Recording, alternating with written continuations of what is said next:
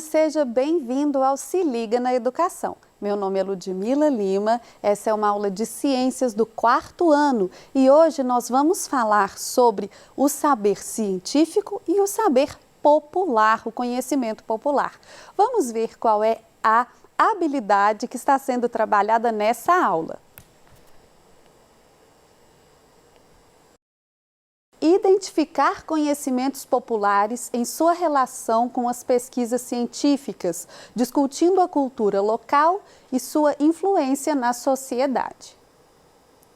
Em nossa primeira aula, nós entendemos o que é saber científico. Então, na nossa primeira aula, nós falamos sobre ciências e entendemos que o saber científico é produzido através de um método.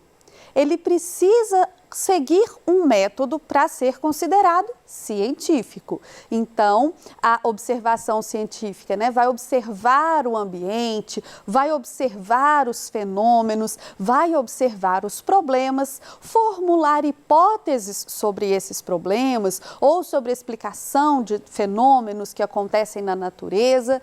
Depois ela vai testar, vai fazer ali as teorias, observar as evidências para fazer as teorias, para formular as teorias científicas. E é isso que a gente considera saber científico. No entanto, hoje nós vamos entender também o saber popular, o que a gente chama de senso comum. O que é isso? O que é conhecimento popular? O conhecimento popular ou conhecimento comum é aquele que é adquirido de forma espontânea através da observação do ambiente. Difere completamente do conhecimento científico, pois não depende de um método para ser adquirido. Então, são aqueles saberes que as pessoas vão adquirindo pela observação do dia a dia. Olha, isso me faz sentir bem, isso não me faz sentir tão bem. Ah, eu passo babosa, que é a aloe, aquela planta, Aquela planta pontudinha que parece que tem uma gelatina lá dentro. Eu passo no cabelo e o meu cabelo fica bonito. Aí a pessoa vai e conta para outra pessoa. Olha, eu passo a babosa no cabelo. Você quer uma mudinha para você plantar na sua casa? Isso é conhecimento popular. A pessoa usou, passou no cabelo, viu que ficou legal, fez bem para o cabelo dela e ela vai passando, vai indicando para as outras, Ah, um chá, tem chás para tudo no conhecimento popular, na sabedoria popular. Ah, eu estou com uma indisposição, meu estômago não está legal, toma um chá de boldo. E aí as pessoas vão passando esses conhecimentos com base no que eles aprenderam com pessoas que já testaram ou com base do que eles observaram no seu dia a dia mesmo. Esse tipo de conhecimento pode ser empiricamente comprovado, mas não científico. Empírico é aquele conhecimento adquirido durante toda a vida, no dia a dia, que não tem comprovação científica nenhuma. Quando a gente fala do saber empírico ser testado e do científico, como que ele é testado também, às vezes a gente pode gerar uma confusão aqui. O saber empírico, ele é testado, mas ele não é testado com rigor científico. Então, a minha amiga usou a babosa no cabelo dela e o cabelo dela ficou bonito naquele dia. Aí eu usei e foi muito bom para mim também. E aí eu fico achando que a babosa é bom e a gente tem prova disso, porque a minha amiga usou e eu usei. Se a gente quiser considerar isso cientificamente, o teste não pode ser apenas em uma pessoa. Ah, eu tomei o chá e o chá me deixou super bem. Ou eu passei a babosa no cabelo e ficou bonito o meu cabelo naquele dia. Isso é empírico, é da observação do nosso dia a dia. Alguém fez, alguém viu, achou que o resultado foi bom, eu vou lá, faço também, acho que o resultado é bom. Isso é empírico. A ciência, quando testa, ela testa em grupos grandes de indivíduos, ela tem um rigor para fazer esse teste. Esse teste tem que poder ser repetido por outros cientistas, dando o mesmo resultado, para que ele seja confirmado. É diferente do saber popular. Às vezes é chamado de senso comum, pois é composto pelas crenças que todos os membros de uma comunidade compartilham e são consideradas verdadeiras, lógicas, prudentes e válidas. Aqui a gente tem várias crenças, várias coisas que são passadas de uma pessoa para outra, né? Então, às vezes a gente vê pessoas que cobrem o espelho quando está tendo uma tempestade para se proteger dos raios, por exemplo. Isso não tem nenhuma comprovação científica, mas as pessoas acreditam que isso pode proteger e isso acaba se tornando uma crença popular, uma crença de várias pessoas. Quando as mulheres tinham filhos, né, antigamente, há bastante tempo atrás, às vezes o parto podia ser perigoso para a mulher. E aí ela podia ter hemorragias, ela podia até falecer, né, por consequência do parto. Então, as pessoas acreditavam que a mulher ia ficar mais forte, que ela se protegeria, né, dessas hemorragias, dessas complicações depois do parto, se ela comesse uma canja de galinha, por exemplo. Ou então, essa mesma mulher, para poder amamentar os seus filhos, as pessoas acreditavam que ela deveria tomar canjica, comer uma série de alimentos que quando a mulher tem filhos, ela vai escutar de outras pessoas: olha, come isso para dar leite, come isso para o seu leite ficar forte, né? Então, isso tudo é sabedoria popular. Algumas coisas vão sim funcionar, outras não têm comprovação científica, né? Muitas coisas que são indicadas para a mulher nesses períodos, né, depois que ela tem o filho, enquanto ela ainda está amamentando, são coisas que funcionam, mas não pela explicação que as pessoas davam popularmente. Às vezes é simplesmente a hidratação, né, a quantidade de água que tem ali naquele alimento ou de calorias que vai ajudar na produção desse leite, mas isso são coisas que as pessoas, ao longo do tempo, ao longo do desenvolvimento, né, da civilização, da humanidade, vão observando e vão entendendo que é real pela sua experiência, não por uma comprovação científica, e vão ensinando para as próximas gerações. Dessa maneira, pode ser descrita como a capacidade inata dos seres humanos em fazer julgamentos sobre certos eventos de maneira razoável. Então, como eu disse, né, nem tudo que é da sabedoria popular, que é conhecimento popular, que é senso comum, nem tudo está errado. Nem tudo está errado e nem tudo está certo. Às vezes a prática está certa, mas a explicação é diferente do que seria a explicação científica. E isso vem da capacidade do ser humano de observar e tentar explicar as coisas desde sempre. Foi até por isso que a gente conseguiu desenvolver um método científico, porque nós buscamos explicações e aí o método científico foi para que a gente encontrasse explicações mais certas, mais com comprovação, né, mais segura. Então, é isso, a gente tem essa capacidade, o ser humano tem essa capacidade e essa necessidade de explicar as coisas. E muitas coisas a gente foi observando ao longo da vida à medida que tentávamos solucionar os nossos problemas. Esse tipo de conhecimento é uma construção cultural, cuja origem decorre da interação entre indivíduos ao longo do tempo. Uma vez construído, o conhecimento popular pode ser legado, passando de uma geração para outra ao longo do tempo. Então, veja só, o ser humano vive e resolve problemas todos os dias. E nas tentativas de resolver os seus problemas, algumas falham, algumas são acertadas.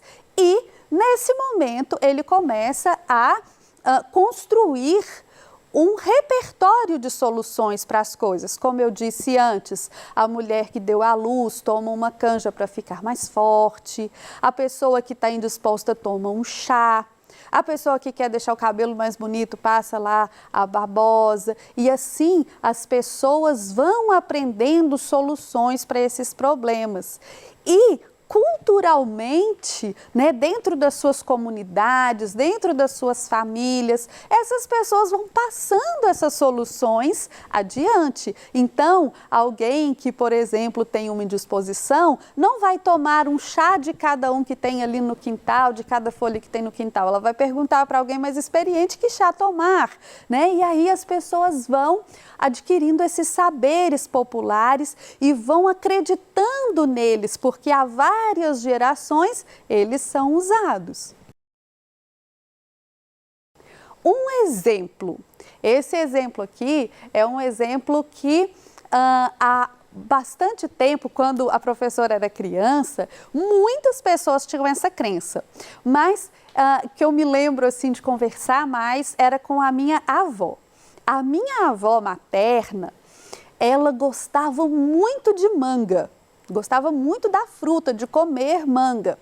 Mas ela tinha muito receio de comer a manga se naquele mesmo dia ela tivesse tomado leite. A minha avó acreditava, ela dizia que manga com leite faz mal, mas ela acreditava que ela poderia até morrer se ela comesse manga e tomasse leite no mesmo dia. Eu conhecia várias pessoas na minha idade, né, quando eu era criança, minhas avós, minhas amigas, que não comiam, não faziam essa mistura de jeito nenhum, porque elas aprenderam isso. Então, as mães delas aprenderam que manga com leite fazia mal e elas não deixavam as filhas comerem, as avós também não deixavam as filhas comerem. E aí, as pessoas foram acreditando nisso. Se você acha que a mistura de um alimento pode fazer você morrer, com certeza você não vai misturá-lo para ter certeza, né? E as pessoas iam acreditando nisso. Então, a manga e o leite, a gente chama até de um tabu, né? Que é uma coisa que as pessoas acreditam que é muito ruim, que faz muito mal. Quando, na verdade, essa mistura é até bastante nutritiva. Você pode usar a manga e o leite para fazer sorvete, para fazer vitamina, para fazer sobremesa. Você pode tomar o leite e comer a manga, não tem problema nenhum. Mas as pessoas acreditavam muito nisso, porque elas aprenderam das gerações passadas, daquelas pessoas que cuidavam delas, daquelas pessoas que se preocupavam com elas. Então, elas achavam que isso era realmente verdade. É importante notar que o conhecimento popular é natural para o homem. Isso não requer que nenhum estudo ou preparação anterior seja adquirido. Também não é necessário fazer uso de qualquer método de verificação científica para garantir sua veracidade, o que não impede de ser verificado posteriormente. Então, veja só, aqui a gente está dizendo que é natural para o ser humano observar isso. Olha, um dia eu fiz isso, deu errado, eu não vou fazer assim de novo. Às vezes não deu errado pelo motivo que eu acho que deu errado, mas a gente fica com isso na cabeça, a gente dá a dica para alguém e isso vira um conhecimento empírico, um conhecimento popular. Voltando às mulheres, né, que davam à luz, um outro conhecimento empírico, um outro problema que as pessoas acreditavam é que elas não poderiam, por exemplo, lavar os cabelos após ter a criança, né? Que elas teriam que esperar um determinado tempo e aí elas ficavam ali, né? 7 dias às vezes, sem fazer a higiene do próprio cabelo. E as pessoas acreditavam nisso. Não tinha uma comprovação científica, mas vez ou outra, alguém que fazia isso, porque é difícil ficar muito tempo sem lavar os cabelos, a pessoa fazia e passava mal por um outro motivo, ou então, depois de muitos anos, lá na velhice, a pessoa tinha algum problema de saúde, algum problema mental, e falava, tá vendo? A fulana fez, né? A fulana passou mal, porque quando ela teve filho, ela lavou o cabelo, e aí a pessoa pensa que é uma comprovação. É claro que a ciência pode verificar saberes populares e confirmá-los ou refutá-los. Isso também pode acontecer, mas é considerado conhecimento popular mesmo que isso não aconteça. Por meio do conhecimento científico aqui, está dizendo que pode ser confirmado ou não. Também pode ser visto como uma ferramenta de entendimento mútuo entre os membros de uma sociedade, pois, ao compartilhar o mesmo conhecimento sobre diferentes fenômenos, os indivíduos podem se relacionar de uma maneira melhor. Então, quando nós temos um conhecimento, um conhecimento que é próximo, nós sabemos como agir com o outro sabe como agir com a gente entende os procedimentos, a gente entende as maneiras de resolver os problemas. Então, esse conhecimento esse conhecimento popular também é importante na relação das pessoas, nas relações das comunidades, porque eles fazem parte da cultura popular, eles fazem parte do modo de agir das pessoas. Então, esse conhecimento também é importante nesse aspecto. O saber empírico ou senso comum está sempre errado? Porque aqui eu falei da manga com leite, que é nutritiva e as pessoas tinham medo, né? Aqui eu falei de lavar a cabeça quando a mulher tinha filhos, que podia ser perigoso, que na verdade não é bem assim. Mas será que ele está sempre errado? A gente diz que o científico está sempre certo, então o empírico está sempre errado. Como é que é isso? Será que ele está sempre errado? E eu vou responder para você que é lógico que não, ele não está errado. Ele só não é tão certo, tão seguro quanto o científico, porque o científico foi testado em um número maior de pessoas, em uma situação mais rigorosa. Mas ele também pode estar certo. A agricultura, por exemplo, se desenvolveu com base em saberes empíricos. A agricultura, o homem começou a plantar antes da ciência existir. Então, um dia só não, o homem foi vendo que onde caíam determinadas sementes, nasciam determinadas plantas, e eles foram entendendo que eles poderiam plantar. Então, qual que é a melhor época para plantar e para colher?